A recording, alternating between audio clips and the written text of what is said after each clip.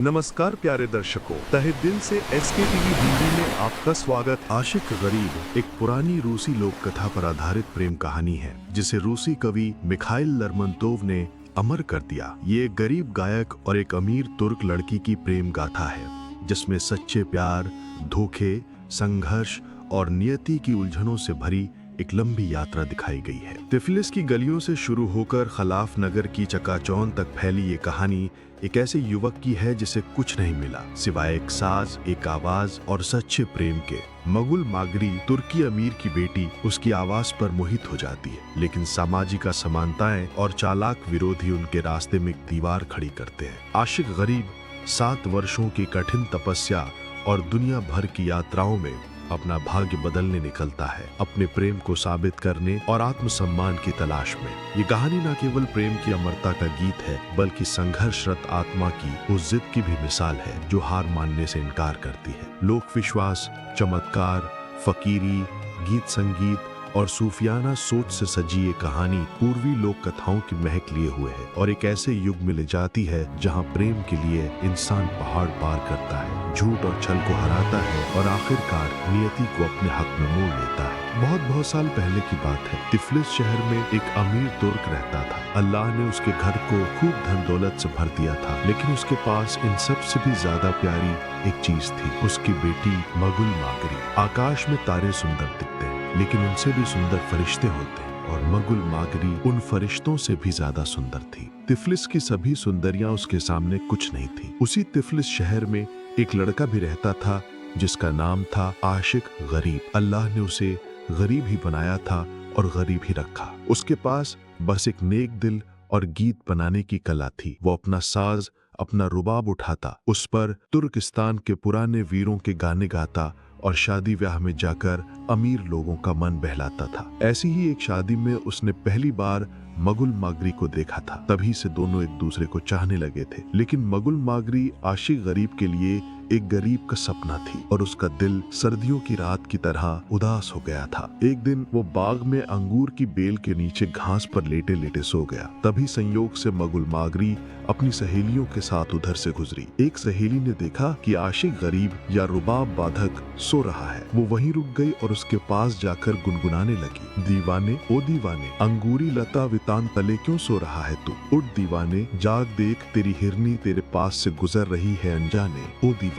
वो जाग गया। छोटी चिड़िया की तरह लड़की फुर्ती से भाग गई। मगुल मागरी ने उसे गुनगुनाते हुए सुन लिया था और उसे डांटने लगी। लड़की ने जवाब दिया, काश तुम्हें पता होता कि मैंने ये गीत किसे सुनाया तो तुम मुझे डांटने की बजाय लाखों बार शुक्रिया कहती। वो और कोई नहीं सजनी, तुम्हारा आशिक गरीब था, मुझे उसके पास ले चलो। मगुल मागरी ने कहा और वे चल पड़ी। आशिक गरीब का चेहरा उदासी में डूबा हुआ था। ये देखकर मगुल मागरी उसका हालचाल पूछने लगी और उसे ढाढ़स बंधाने लगी। दुख का घूंट पीने के सिवा मैं और क्या कर सकता हूँ? उसने उससे कहा, मैं तुमसे प्यार करता हूँ, फिर भी तुम कभी मेरी नहीं हो सकती। विवाह के लिए मेरे पिता से बात करो ना। मगुल मागरी ने कहा, वो अपनी ही लागत से शादी कर देंगे और हमें इतना धन देंगे जो हम दोनों की गुजर बसर के लिए काफी होगा। कहती तो तुम ठीक हो, उसने जवाब दिया। अपनी बेटी की खुशहाली के लिए आयाक आगा कोई कसर नहीं छोड़ेंगे, लेकिन कौन जाने आगे चलकर कहीं तुम्हारे मन में ये गुमान ना आ जाए कि मेरे पास कुछ नहीं था और जो कुछ है वो सब तुम्हारी बदौलत है। नहीं मेरी प्यारी मगुल मागरी, मैंने तो अपनी आत्मा को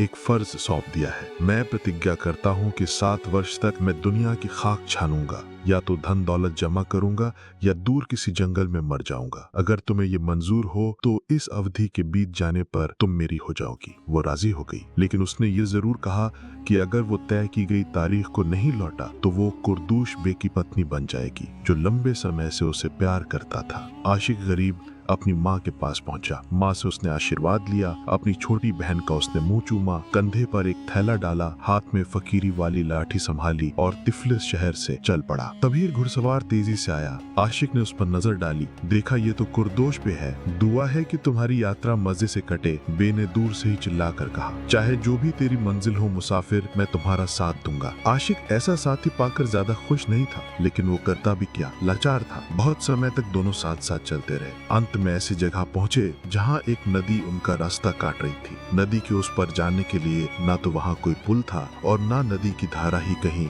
इतनी छिछली थी जहां उसे पैदल पार किया जा सके। तैरकर पहले तुम इसे पार करो और पीछे पीछे मैं भी आता हूँ, कुर्दूश बे ने कहा। आशिक ने अपने कपड़े उतार कर अलग फेंक दिए और तैर चला। पार पहुंचने पर उसने मुड़कर जो देखा तो चिल्ला उठा, ऐ अल्लाह, ये कैसी मुसीबत है। उसने देखा कि कुर्दोश बे उसके कपड़ों को समेटकर तिफलिस की ओर तेजी से जा रहा है। उड़ती धूल की एक हल्की सी लकीर के सिवा उसके पीछे और कुछ नजर नहीं आता था। ऐसा मालूम होता था मानो कोई सांप समतल भूमि पर सरसराता हुआ भागा जा रहा हो। कुर्दोश बे ने तिफलिस पहुंचकर ही अपना घोड़ा रोका और आशिक गरीब के कपड़े लेकर उसकी माँ के पास पहुंचा। बोला, तुम्हारा बेटा एक गहरी नदी में डूबकर मर गया है, ये रहे उसके कपड़े। माँ पर दुख का ऐसा पहाड़ टूट पड़ा कि कहा नहीं जाता। वो अपने बेटे के कपड़ों पर गिर पड़ी और फफोले डालने वाले गर्म गर्म आंसू बहाने लगी। इसके बाद आशिक के कपड़े लेकर वो अपनी भावी पुत्रवधू के पास पहुंची। मेरा लड़का डूबकर मर गया है, उसके ये कपड़े कुर्दोश बे लौटा लाया है, अब तुम्हें पूरी छूट है। मगुल मागरी मुस्कुराई, तुम भी कैसी बात पर यकीन करती हो? ये सब कुर्दोश बे की मनगढ़ंत कहानी है। जब तक 7 साल पूरे नहीं हो जाते मैं किसी को भी अपना पति नहीं बना सकती। ये कहकर दीवार पर लटकी बांसुरी उतार कोमल स्वरों में आशिक गरीब के प्रिय गीत की धुन बजाने लगी। इधर हमारा मुसाफिर नंगे पांव और नंगे बदन एक गांव में पहुंचा। गांव के भले लोगों ने उसे कपड़े दिए, खाना दिया। बदले में उनकी मेहरबानी का कर्ज चुकाने के लिए उसने उन्हें कुछ जादू भरे गीत सुनाए। इस तरह से वो एक गांव से दूसरे गांव, एक नगर से दूसरे नगर आगे बढ़ता गया और दूर दूर तक उसका नाम फैल गया। अंत में घूमते घूमते वो खलाफ नगर में पहुंचा। हमेशा की तरह एक कहवा खाने में उसने पैर रखा और साज मांगकर गाना शुरू कर दिया। संयोग की बात है, खलाफ नगर में उन दिनों कोई पाशा राज करता था। वो गायकों का बहुत शौकीन था। उसके सामने पहले कितने ही गायक आए, लेकिन कोई भी उसे पसंद नहीं आया। उसके नौकर गायकों की तलाश में सारे नगर की धूल छानते छानते थक गए थे। तभी अचानक कहवा खाने के पास से गुजरते समय उनके कानों में एक जादू भरी आवाज सुनाई दी। तेजी से वे भीतर पहुंचे। चल हमारे साथ हमारे पाशा के पास, उन्होंने चिल्लाकर कहा, नहीं तो इनकार करने पर तुझे अपने सिर से हाथ धोना पड़ेगा। मैं एक आजाद आदमी हूँ, तिफलिस मेरा घर है और यात्रा करना मेरा रोजमर्रा का काम है। जी करेगा तो जाऊंगा, नहीं तो नहीं। मैं गाता जरूर हूँ पर तभी जब मन करता है, और तुम्हारा पाशा मेरा कोई मालिक नहीं है। लेकिन इस सब के बावजूद उन्होंने जबरदस्ती उसे पकड़कर पाशा के सामने ले आए। पाशा ने मांगा, गाओ। आशिक ने गाना शुरू किया और उसका ये गीत क्या था? मगुल मागरी के रूप का तराना था। गर्वीले पाशा को ये गीत इतना पसंद आया कि उसने आशिक गरीब को अपने दरबार में रख लिया। सोने और चांदी पर उस पर वर्षा हुई। एक से बढ़कर एक बढ़िया और शानदार कपड़ों से वो सच गया। खुशी से भरा और रंगीन जिंदगी अब वो बिताता ऐशो आराम में डूब गया। मगुल मागरी को वो भूल गया था या नहीं ये तो किसी को मालूम नहीं, लेकिन इंतजार की तय की हुई अवधि निकलती जा रही थी। साथ में से आखिरी साल जल्द ही खत्म होने वाला था, लेकिन यहाँ से जाने की उसे अभी तक याद नहीं थी। इसी समय 40 ऊंटों और 80 गुलामों का कारवां तिफलिस से रवाना होने वाला था तो मगुल मागरी ने उसे अपने पास बुलाया। उसे सोने का थाल दिया और कहा, इस थाल को अपने साथ लेते जाओ। जिस नगर में भी पहुंचो अपने सामान के साथ इसे अच्छी जगह पर सजा कर रखना और ये बात अच्छी तरह फैला देना कि जो कोई भी अपने आप को इस थाल का मालिक साबित करेगा तो उसे ये थाल ही नहीं बल्कि साथ में उसके वजन के बराबर सोना भी दिया जाएगा। सौदागर चल दिया। जिस जगह भी पड़ाव डालता मगुल मागरी ने जो काम सौंपा था उसे करता, लेकिन ऐसा कोई न मिला जो खुद को थाल का मालिक मंजूर करता और इस दावे को साबित करता। सुना तो किसी ने वो थाल हासिल किया, ना उसके वजन के बराबर सोना। सौदागर का सब सामान करीब करीब बिक चुका था। बचे कुचे सामान के साथ वो खलाफ नगर में पहुंचा और मगुल मागरी की शर्तों को पूरे नगर में फैला दिया। आशिक गरीब ने भी इस बारे में सुना। भागकर उस कारवां सराय में पहुंचा जहां तिफलिस का सौदागर रुका था और सौदागर की दुकान पर सजे सोने के थाल को देखा। ये मेरा है, उसने कहा और थाल को अपने हाथों में ले लिया। बेशक तेरा ही है, उसने कहा, क्योंकि मैंने तुझे पहचान लिया है। आशिक गरीब, अब जल्दी से जल्दी तिफलिस पहुंचो। मगुल मागरी ने तुझे ये कहा था कि तय की गई अवधि खत्म हो रही है और अगर तुम ठीक समय पर वहाँ मौजूद ना हुए तो वो दूसरे से शादी कर लेगी। आशिक गरीब ने निराशा से अपना सिर पकड़ लिया। उसके भाग्य का फैसला करने वाली घड़ी में अब बस 3 दिन रह गए थे। फिर भी एक घोड़े पर वो सवार हुआ, साथ में एक थैली ली जिसमें सोने के सिक्के भरे थे और घोड़े की जान की परवाह न कर भरपूर तेजी से उसे दौड़ा दिया। आखिर वही हुआ जो होना था। उसके घोड़े ने ठोकर और बदहवास होकर अर्जनीन और अर्जरूम के बीच अर्जेगन के पहाड़ों में ढेर हो गया। अब वो क्या करे? अर्जनीन से तिफलिस तक घोड़े पर 30 दिन का रास्ता है, लेकिन वो था कि उसके पास कुल मिलाकर 2 दिन से ज्यादा समय नहीं था। अल्लाहु कादिर मतलक, हे सर्वशक्तिमान परमात्मा, वो चीख उठा, अगर तूने इस समय मेरी सहायता ना की तो इस दुनिया में सिवाय अंधकार के मेरे लिए और कुछ नहीं रह जाएगा। और वो एक चट्टान से कूदने के लिए आगे बढ़ा। तभी अकस्मात उसकी नजर नीचे सफेद घोड़े पर सवार एक आदमी पर पड़ी और उसने सुना, ए उगलान यानी युवक, ये क्या करता है तू? मैं मरना चाहता हूँ। अगर ऐसा ही है तो नीचे आ, मैं खुद तेरा काम तमाम कर दूंगा। आशिक गरीब जैसे तैसे ढलवान पर से रेंगता हुआ नीचे पहुंचा। मेरे पीछे पीछे चला, घुड़सवार ने भयावनी आवाज में कहा। लेकिन मैं तेरे पीछे पीछे कैसे चल सकता हूँ? आशिक ने कहा, तेरा घोड़ा हवा की रफ्तार से चलता है और मैं थैले के बोझ से दबा हूँ। सच कहता है तू? अपना थैला मेरी काठी से लटका दे और खुद पीछे पीछे चला। लेकिन आशिक गरीब पूरे कस्बल के साथ दौड़ लगाने पर भी पिछड़ा ही रहा। अरे ये क्या, तू पिछड़ क्यों रहा है? घुड़सवार ने पूछा। लेकिन मैं तेरा साथ दे भी कैसे सकता हूँ? तेरे घोड़े की चाल मन के वेग से भी ज्यादा तेज है और मैं थककर चूर चूर हो गया हूँ। सच कहता है तू? ऐसा कर, मेरे पीछे घोड़े पर सवार हो जा और एकदम सच सच बता कि तुझे जाना कहाँ है। ओह, किसी तरह अर्जरूम पहुंच जाऊं, यही मेरे लिए बहुत बड़ी बात है। आशिक गरीब ने जवाब दिया। अच्छा तो अपनी आंखें बंद कर ले। आशिक ने अपनी आंखें बंद कर ली। अब आंखें खोल ले, घुड़सवार ने कहा। आशिक ने अपनी आंखें खोली और देखा सामने अर्जरूम की सफेद दीवारें नजर आ रही थीं और उसकी मीनारें चमचमा रही थीं। मुझसे कसूर हुआ आगा, मैंने गलती की। असल में मुझे कार्स जानना था। निकली ना वही बात? मैंने पहले ही तुझे चेता दिया था कि एकदम सच सच बताना। जो हो अपनी आंखें बंद कर ले। हाँ अब खोल ले। 1 मिनट रुककर उसने कहा। आशिक खुशी के मारे चीख उठा। वे अब तिफलिस के दरवाजे पर खड़े थे। सच्चे दिल से आशिक ने शुक्रिया अदा किया और काठी पर से अपना थैला उतारते हुए घुड़सवार से बोला, तेरा कर्तव्य महान है आगा, लेकिन मेरे लिए उससे भी महान एक और काम कर दे। अगर मैं किसी से ये कहूंगा कि अर्जनीन से तिफलिस तक का रास्ता 1 दिन में मैंने पार किया है तो कोई मेरा यकीन नहीं करेगा। सो मुझे कोई ऐसी चीज दे जिसमें मैं ये साबित कर सकूं।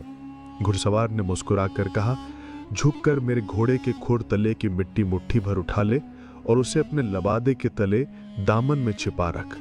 अगर कोई तेरे शब्दों की सच्चाई पर शक करे तो उससे कहकर ऐसी अंधी को बुला ले जिसे 7 साल से कुछ भी सूझ नहीं रहा हो। उसकी आंखों पर इस मिट्टी का लेप कर दे और वो देखने लगेगी। आशिक गरीब ने सफेद घोड़े के खुर तले की मिट्टी एक मुट्ठी उठा ली, लेकिन जैसे ही उसने सिर उठाया तो देखा कि घुड़सवार और उसका घोड़ा दोनों गायब हैं। तब उसे पक्का यकीन हो गया कि उसका रक्षक हैदर इलियास या गौरों के शब्दों में संत जॉर्ज के सिवा और कोई नहीं था। काफी रात बीतने के बाद ही आशिक गरीब अपने घर पहुंच सका। कांपते हाथों से उसने दरवाजा खटखटाया, साथ ही अपनी अन्ना को माँ को आवाज दी, अन्ना अन्ना दरवाजा खोल, मैं एक पाहुना हूँ।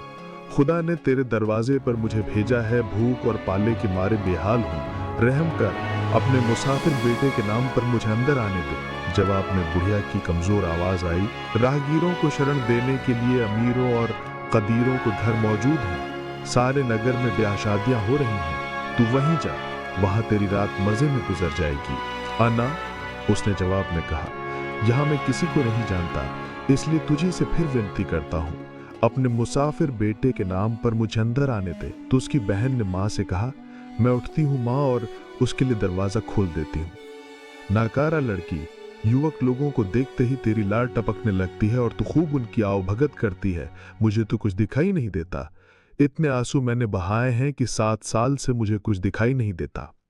माँ झड़कियां देती ही रही और लड़की ने उठकर आशिक गरीब के लिए दरवाजा खोल दिया। रस्मी दुआ सलाम के बाद वो बैठ गया और हृदय में भावनाओं का अंबार छिपाए अपने चारों तरफ देखने लगा। मधुर आवाज देने वाले अपने सास पर उसकी नजर पड़ी जो दीवार पर टंगा था। सास के ऊपर धूल की तह बतह चढ़ी हुई थी। उसने अब माँ को कुरेदना शुरू किया, वो दीवार पर क्या लटका है? तू भी कैसा मीनमेक मेहमान है। बस इतना ही गनीमत समझ कि तुझे एक आध रोटी मिल जाएगी और अल्लाह का नाम लेकर सुबह ही तुझे यहाँ से विदा कर दिया जाएगा। उसने जवाब में कहा, मैं तुझे पहले ही बता चुका हूँ कि तू मेरी अपनी माँ है और ये मेरी बहन है और इसीलिए मैं तुझसे ये जानना चाहता हूं कि दीवार पर वो क्या लटका है। ये साज है, साज। उसकी बात को यकीन ना करते बुढ़िया ने झुंझला कर जवाब दिया, साज? साज से तेरा क्या मतलब है? गाना गाते वक्त इसे बजाया जाता है। इस पर आशिक गरीब बुढ़िया के पीछे पड़ गया और कहने लगा कि बहन उसे साज उतार कर दिखा दे। बुढ़िया ने जवाब दिया, भला ये कैसे हो सकता है? ये साज मेरे दुखिया बेटे का है और लंबे लंबे 7 साल से यही दीवार पर टंगा है। किसी भी जिंदा आदमी ने इसे अपने हाथ से नहीं छुआ। लेकिन उसकी बहन उठी और दीवार से सांस को उतार कर उसे दे दिया। इसके बाद उसने आसमान की ओर अपनी आंखें उठाईं और दुआ के ये शब्द उसके मुंह से निकले, अल्लाहु कादिर मतलब, हे सर्वशक्तिमान परमात्मा, अगर तूने मेरे भाग्य में अपने मन की इच्छा पूरी करना बताया है तो तू ऐसा कर कि मेरा ये 7 तार वाला साज ठीक उन्हीं स्वरों में झनकार उठे जिन स्वरों में कि 7 साल पहले आखिरी बार मैंने इसे बजाया था। और उसने तांबे के तारों को छेड़ा। तारों से संवादी स्वरों में झनकार प्रकट हुई और वो गाना गाने लगा। मैं आशिक गरीब हूं, गरीब यानी मुसाफिर, और पांव में मेरे सनीचर है और निर्बल है मेरे बोल। फिर भी हैदर इलियास ने ऊंची और गहरी चोटी से उतरने में मुझे मदद की। माना कि मैं गरीब हूं और निर्बल है मेरे बोल, लेकिन फिर भी मुझे घर से निकले अपने बेटे को पहचानो मेरी माँ। उस पर माँ की आंखों से आंसू फूट पड़े और वो बोली, तेरा नाम क्या है? रशीद। उसने जवाब दिया, तू तो अपनी कह चुका, अब मेरी भी सुन रशीद। बुढ़िया ने कहा, अपनी बातों से तूने मेरे हृदय को छलनी छलनी कर दिया है।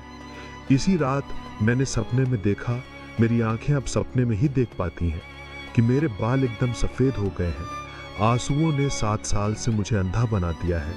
तेरी आवाज उसकी आवाज से मिलती है, तो तू ही बता कि मेरा बेटा कब लौटेगा। और आंसू बहाते हुए उसने ये बात एक बार फिर दोहराई। आशिक ने बहुतेरा बताया कि वही उसका बेटा है, लेकिन बेकार। बुढ़िया ने यकीन नहीं किया।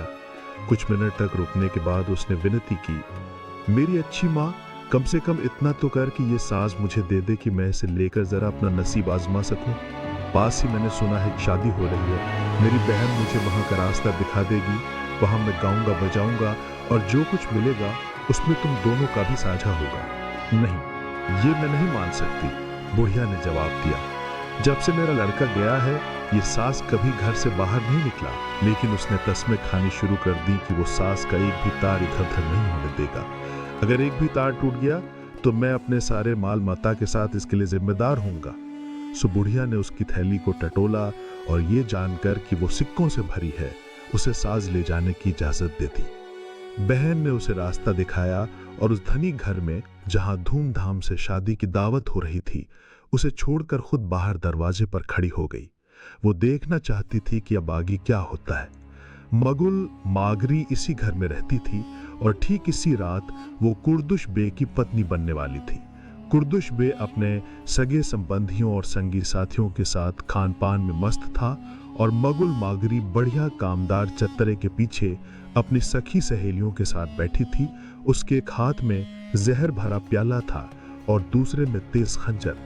उसने कसम खाई थी कि वो कुर्दुश बे के पलंग पर पांव रखने से पहले ही अपना काम तमाम कर लेगी। तभी चत्तरे की ओट में उसने सुना कि कोई अजनबी आया है।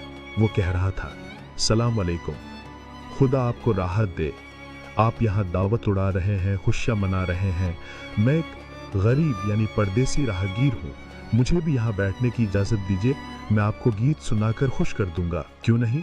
कुर्दुश बे ने कहा, ये शादी का मौका है, गाने नाचने वालों को भला कौन मना करेगा। सुतुगी कुछ सुना आशिक, मैं तुझे अंजलि भर सोना देकर विदा करूंगा। इसके बाद कुर्दुश बे ने आशिक से पूछा, तेरा नाम क्या है आशिक? शींदी गुरूर सज। वल्लाह, क्या नाम है? बेहसी का फवारा छोड़ते हुए चिल्ला उठा, शींदी गुरूर सज? ऐसा नाम तो मैंने पहली बार सुना है। जन्म से पहले जब मेरी माँ के पेट में पीड़ा शुरू हुई तो पड़ोसी दरवाजे पर आते और पूछते, अल्लाह ने क्या दिया है, लड़का या लड़की? और उन सबको एक ही जवाब मिलता, शींदी गुरूर सज। तुम्हें जल्दी ही पता चल जाएगा। इसके बाद उसने अपना साज उठाया और गाना गाने लगा, खिलाफ नगर में मैंने मिस्री मदिरा का जाम पिया, पर खुदा ने मुझे पर दिए और 3 दिन में उड़कर मैं यहाँ आ गया। कुर्दुश बे के भाई के दिमाग में बुद्धि की जगह गोबर भरा था। उसने अपना खंजर निकाल लिया और चिल्लाकर बोला, तू झूठ बोलता है। खिलाफ से यहाँ तक कोई 3 दिन में कैसे आ सकता है? लेकिन तूने ये खंजर क्यों निकाल लिया है? आशिक गरीब ने कहा, ये गानों के लिए काम बात है कि वो दुनिया के चारों कोनों से एक ही जगह पर जमा होते हैं। फिर मैं अपने गीत के लिए तुझसे कुछ वसूल भी नहीं कर रहा हूँ। चाहे यकीन करे चाहे ना करे, ये तो तेरी मर्जी है। गाने में बात ना दे, दूसरे ने कहा, और आशिक गरीब ने फिर से गाना गाना शुरू कर दिया। अर्जनीन घाटी में मैंने नमाज पेशी पढ़ी, दोपहर की अर्जरूम नगर में, मगरिब की कार्स नगर में और सांझ की तिफलिस में। अल्लाह ने मुझे पर दिए और मैं उड़कर यहाँ आ पहुंचा। अगर मैं झूठ बोलता हूँ तो खुदा करे मेरी गर्दन बाल से भी ज्यादा पतली हो जाए, लेकिन सबसे अच्छा तो यह है कि मेरे सामने किसी अंधी को ला जिसे 7 साल से सूरज की रोशनी न। वो सचमुच मेरा भाई और दरअसल तेरा बेटा आशिक गरीब है। इसके बाद वो अपनी माँ का हाथ पकड़कर उसे वहाँ ले आई जहाँ दावत हो रही थी। आशिक गरीब ने अपने लबादे के भीतर से वो मिट्टी निकाली, उसे पानी में घोलकर अपनी माँ की आंखों पर लेप दिया और लेपते हुए बोला, तुम सब लोगों के सामने अब ये जाहिर हो जाएगा कि हैदर इलियास कितना महान है और कादिर है। मिट्टी लेपते ही उसकी माँ ने आंखें खोली और देखा कि उसकी आंखों की जोत लौट आई है। इसके बाद किसी के हृदय में उसके सच्चा होने में संदेह नहीं रहा और करदूश बे ने मगुल मागरी को, जिसके सौंदर्य का बखान करना मुश्किल है, अपने दावे से मुक्त कर दिया।